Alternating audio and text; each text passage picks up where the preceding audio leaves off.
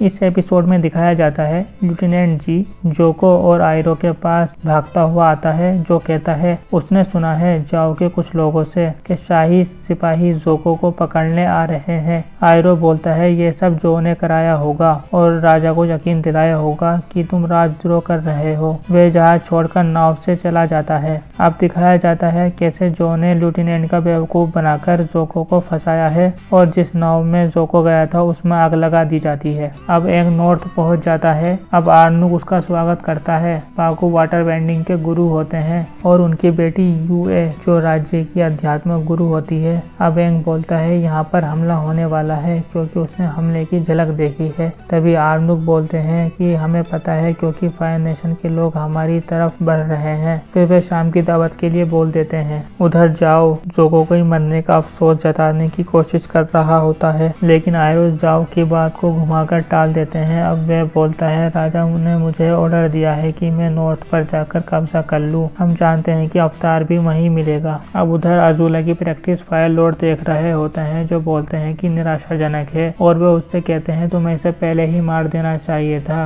फिर कल से परीक्षा देने के लिए बोलते हैं। अब रात में सब खाना खा रहे होते हैं। सोको उस राजकुमारी को घूर रहा होता है। एंग कटारा को शुक्रिया बोलता है। अब पाकू वहां आते हैं और कटारा से बोलते हैं बहुत मुश्किल होगा अकेला बेंडिंग सीखना। अब वह कल उसे यगुड़ा से मिलने के लिए कहते हैं। अब सोका राजकुमारी के पास चला जाता है। अब सोका देखता है वह आइसक्रीम बना रही होती है और बच्चों को दे रही होती है। तभी वह राजकुमारी सोको को अपने पास बुलाती है और आइसक्रीम खाने के लिए कहती है और बात करने लगती है। जब वह उससे बात कर रहा होता है तब उसको याद आता है जो लोमड़ी उसे मिली थी उसकी पूंछ में भी ऐसी ही कोई चीज बंधी थी जो इसके बालों में थी। अगले दिन वह सब जंग की तैयारी करने लग जाते हैं। यारू वहां आता है और सोको को वहां से ले जाता है और फायर नेशन के सैनिकों के कवच के बारे में अपने सैनिकों से बताने के लिए कहता है। अब पाकू एंग से सलाह मांगते हैं कि हमें जंग कैसी करनी चाहिए, लेकिन एंग बोलता है एयर बेंडिंग में बचाव सिखाया जाता है और मुझे बस एयर बेंडिंग ही आती है। अब आर्नुक और पाकू आपस में बात करते हैं। वो कहते हैं अवतार पर पूरी तरीके से निर्भर नहीं रह सकते। अब कटारा युगाड़ा से मिलती है जो उसे पानी से जख्म ठीक करना सिखाती है। कटारा लड़ाई के पैतरे सीखने के लिए बोलती है, लेकिन यगुड़ा बोलती है हमारे यहाँ औरतों को लड़ाई के पैतरे नहीं सिखाए जाते,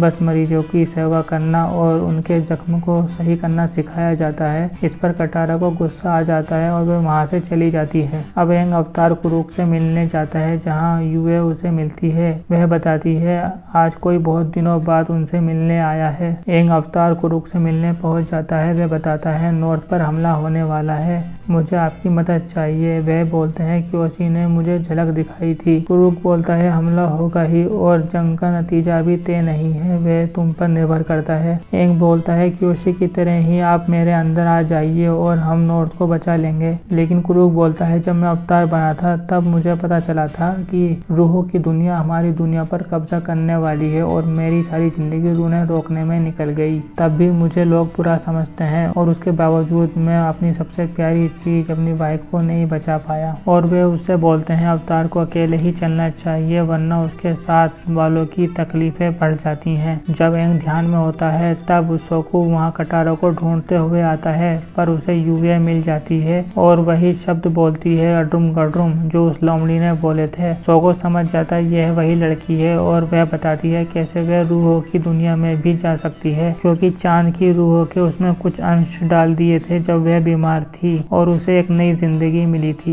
एंग भी वापस आ जाता है और वह बताता है उन्होंने मेरी मदद नहीं की। अब कटारा आर्नुक के पास जाती है और पूछती है जंग के दौरान वह वहाँ लड़ेगी, लेकिन आर्नुक औरतों को लड़ने के लिए मना कर देते हैं। वे बोलते हैं तुम ताकतवर नहीं हो और औरतें कमजोर होती हैं। वह बोलती है मैं पूरे रास्ते फायर बेंडर से लड़ती हुई आई हूँ, क्या आपके आदमी एक भी लड़े हैं फायर बेंडर से? लेकिन आर्नुक वहाँ से चला जाता है। अब एंग वहाँ आता है और कटारा बोलती है उनकी सोच पर बर्फ जम गई है बर्फ में रहते रहते। लेकिन एंग बोलता है शायद वे सही कह रहे थे, यह जंग बहुत खतरनाक होगी और तुम्हारा जंग में रहना खतरे से खाली नहीं है, मैं तुमको नहीं बचा सकता। एंग भी वहाँ से चला जाता है। अब जाओ कई सौ जहाज लेकर नॉर्थ की ओर जा रहा होता है और सामने से हमला करने की रणनीति बनाता है और बोलता है मेरे पास मुकद्दर का सिकंदर है। अब दिखाया जाता है जोको भी जिंदा होता है। आयरो उसे सारी रणनीति बता रहे होते हैं और वह बताता है नाव चलते समय वे वहाँ से कूद गया था। अब अज़ूला की परीक्षा का दिन आता है और वह लड़ने से मना कर देती है और उसे बहुत गुस्सा आता है। वह बाहर जाती है लेकिन राजा उसके पैरों पर फायर कर देता है। अब अज़ूला को और ज्यादा गुस्सा आता है और बहुत ज्यादा एनर्जी के साथ लाइट निकालती है और वह बोलती है मुझे बाहर भेज दीजिए और राजा खुश हो जाता है। अब कटारा आर्नोक को चैलेंज कर देती है और आपस में फाइट करना स्टार्ट कर देती है। कटारा उसके सारे पैतरों को सीख लेती है लड़ाई करते हुए और उसे कड़ी टक्कर देती है, लेकिन फिर भी वह हार जाती है और बाकी के लोग हैरान रह जाते हैं। और कटारा एंग से बोलती है